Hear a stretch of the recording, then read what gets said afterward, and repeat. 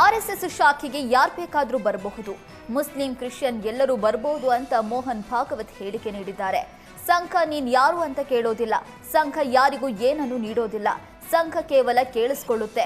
ಬ್ರಾಹ್ಮಣರಿಗೆ ಬೇರೆ ಶಾಲೆ, ಇತರರಿಗೆ ಬೇರೆ ಶಾಲೆ ಅಂತ ಡಿವೈಡ್ ಮಾಡೋದಿಲ್ಲ. ಶಾಖೆಗೆ ಬನ್ನಿ, ನೀವು ಭಾರತ ಮಾತೆಗೆ ಕೆಲಸ ಮಾಡಿ ಅಂತ ಹೇಳಿದ್ರು. ಇದು ಹಿಂದೂಸ್ತಾನ, ಇದು ಹಿಂದೂ ರಾಷ್ಟ್ರ, ಇದನ್ನ ಯಾವತ್ತೂ ಬದಲಾವಣೆ ಮಾಡೋದಕ್ಕೆ ಆಗೋದಿಲ್ಲ.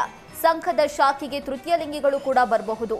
ಸಂಘದ ಪ್ರಾರ್ಥನೆ ಧ್ವಜ ಪ್ರಣಾಮ ಮಾಡ್ತಾರೋ, ಯಾರೆಲ್ಲ ಇದನ್ನ ಹಿಂದೂ ರಾಷ್ಟ್ರ ಅಂತಾರೋ ಅವರೆಲ್ಲರೂ ಸಂಘದ ಶಾಖೆಗೆ ಬರಬಹುದು.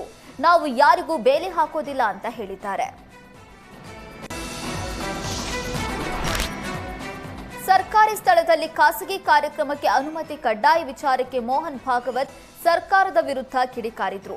ಈ ಬಗ್ಗೆ ವಿಜಯನಗರ ಜಿಲ್ಲೆ ಹರಪನಹಳ್ಳಿಯಲ್ಲಿ ಪ್ರತಿಕ್ರಿಯಿಸಿದ ಸಿಎಂ ಸಿದ್ದರಾಮಯ್ಯ, ನಾವು ಆರ್ಎಸ್ಎಸ್ ಅಂತ ಹೇಳಿಲ್ಲ, ಸಂಘಟನೆಗಳು ಅಂತ ಹೇಳಿದ್ದೇವೆ. ಯಾವುದೇ ಸಂಘಟನೆ ಡಿಸಿ ಬಳಿ ಅನುಮತಿ ಪಡಿಬೇಕು. ಆರ್ಎಸ್ಎಸ್ ಅಂತ ಭಾಗವತ್ ಭಾವಿಸಿಕೊಂಡಿದ್ದಾರೆ. ಭಾಗವತ್ ಹೇಳಿದ್ದಕ್ಕೆಲ್ಲ ನಾವು ಉತ್ತರ ಕೊಡೋದಕ್ಕೆ ಆಗಲ್ಲ ಅಂತ ಹೇಳಿದ್ರು. ನಾವು ಹೇಳಿರೋದು ಆರ್ಎಸ್ಎಸ್ ಅಂತ ಹೇಳಿಲ್ಲ, ಎನಿ ಆರ್ಗನೈಸೇಷನ್ ಅವರು ಪರ್ಮಿಷನ್ ತಗೊಂಡು ಮಾಡಬೇಕು ಜಿಲ್ಲಾಧಿಕಾರಿಗಳ ಹತ್ರ ಅಂತ ಹೇಳಿದ್ದೀವಿ. ಅದನ್ನು ಬಿಟ್ಟರೆ ಆರ್ಎಸ್ಎಸ್ ಅಂತ ಸ್ಪೆಸಿಫಿಕ್ ಆಗಿ ಹೇಳಿಲ್ಲ. ಅವರು ಭಾವಿಸ್ಕೊಂಡಿದ್ದಾರೆ ಆರ್ಎಸ್ಎಸ್ ಅಂತ. ಎನಿ ಆರ್ಗನೈಸೇಷನ್ ಅಂದ್ರೇನು? ಎಲ್ಲ ಸಂಘ ಸಂಸ್ಥೆಗಳು.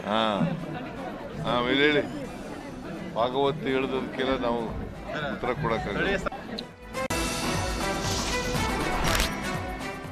ಕೂಡ್ಲಿಗಿ ಕಾರ್ಯಕ್ರಮದಲ್ಲೂ ಸಿಎಂ ಸಿದ್ದರಾಮಯ್ಯ ಮತ್ತು ಡಿಸಿಎಂ ಡಿಕೆಶಿ ಮುನಿಸು ಮುಂದುವರೆದಿದೆ. ಅಕ್ಕಪಕ್ಕದಲ್ಲಿಯೇ ಕೂತ್ರು ಸಿಎಂ ಡಿಸಿಎಂ ಒಬ್ಬರಿಗೊಬ್ಬರು ಮುಖ ಕೊಟ್ಟು ಮಾತಾಡಿಲ್ಲ. ವೇದಿಕೆಗೆ ಆಗಮಿಸುವಾಗಲೂ ಸಿದ್ದರಾಮಯ್ಯ ಡಿಕೆಶಿ ಇಬ್ಬರು ಪ್ರತ್ಯೇಕವಾಗಿ ಎಂಟ್ರಿ ಕೊಟ್ಟರು. ಮೊದಲು ಸಿಎಂ ಸಿದ್ದರಾಮಯ್ಯ ಆಗಮಿಸಿದ್ರೆ 2 ನಿಮಿಷ ತಡವಾಗಿ ಡಿಸಿಎಂ ಡಿಕೆಶಿ ಆಗಮಿಸಿದ್ರು. ಸಚಿವ ಸಂತೋಷ್ ಲಾಡ್, ಜಮೀರ್ ಅಹಮದ್ ಸಿದ್ದರಾಮಯ್ಯಗೆ ಸ್ವಾಗತ ಕೋರಿ ವೇದಿಕೆಗೆ ಕರೆತಂದ್ರೆ ಡಿಸಿಎಂ ಡಿಕೆಶಿ ಏಕಾಂಗಿಯಾಗಿ ವೇದಿಕೆ ಏರಿದ್ರು. ಡಿಕೆಶಿ ಆಗಮನದ ಬಳಿಕ ಕೂಡ್ಲಿಗಿ ಶಾಸಕ ಶ್ರೀನಿವಾಸ್ ಡಿಕೆಶಿಯನ್ನ ಬರಮಾಡಿಕೊಂಡ್ರು.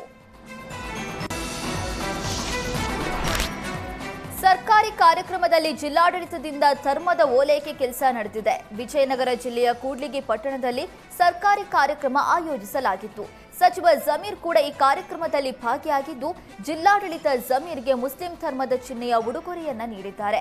ನೋಮ್ಸಾಯಿ ಮೊಹಮ್ಮದ್ ಅಕ್ರಮ್ ಶಾ ಎಂಬುವರು ಜಮೀರ್ಗೆ ಉಡುಗೊರೆ ನೀಡಿದ್ದು, ಅದರ ಮೇಲೆ ಉರ್ದು ಅಕ್ಷರದಲ್ಲಿ ಬರೆಯಲಾಗಿದೆ.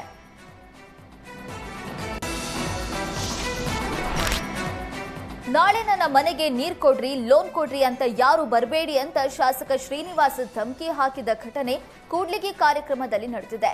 ಸಿಎಂ ಕಾರ್ಯಕ್ರಮದಲ್ಲಿ ಸಫೀಕರಿಗೆ ಪರೋಕ್ಷವಾಗಿ ಧಮಕಿ ಹಾಕಿದ ಶಾಸಕ ಶ್ರೀನಿವಾಸ್ ಕಾರ್ಯಕ್ರಮ ಆರಂಭವಾದ ಕೆಲವೇ ನಿಮಿಷಗಳಲ್ಲಿ ಜನ ಹೊರಟಿದ್ರು.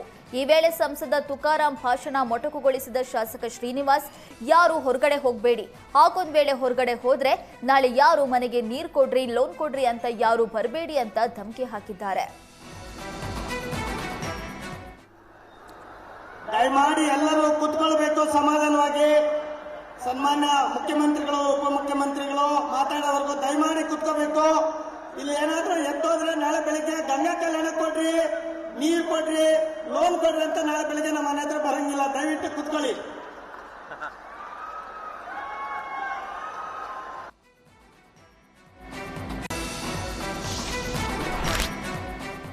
ಕೂಡ್ಲಿಗಿಯಲ್ಲಿ ನಡೆದ ಸರ್ಕಾರಿ ಕಾರ್ಯಕ್ರಮದಲ್ಲಿ ಶಾಸಕರ ಪತ್ನಿ ದರ್ಬಾರ್ ನಡೆಸಿರುವ ಘಟನೆ ನಡೆದಿದೆ. ವೇದಿಕೆ ಮೇಲೆ ಕೂಡ್ಲಿಗಿ ಶಾಸಕ ಡಾಕ್ಟರ್ ಶ್ರೀನಿವಾಸ್ ಪತ್ನಿ ಪುಷ್ಪಾ ದರ್ಬಾರ್ ನಡೆಸಿದ್ದು, ವೇದಿಕೆ ತುಂಬೆಲ್ಲ ಓಡಾಡ್ತಾ ಎಲ್ಲರನ್ನೂ ಹಿಂದಿಕ್ಕಿ ಶಾಸಕರ ಪತ್ನಿ ಪುಷ್ಪಾ ಪ್ರತಿಯೊಬ್ಬರಿಗೂ ಉಡುಗೊರೆ ನೀಡಿದ್ದಾರೆ.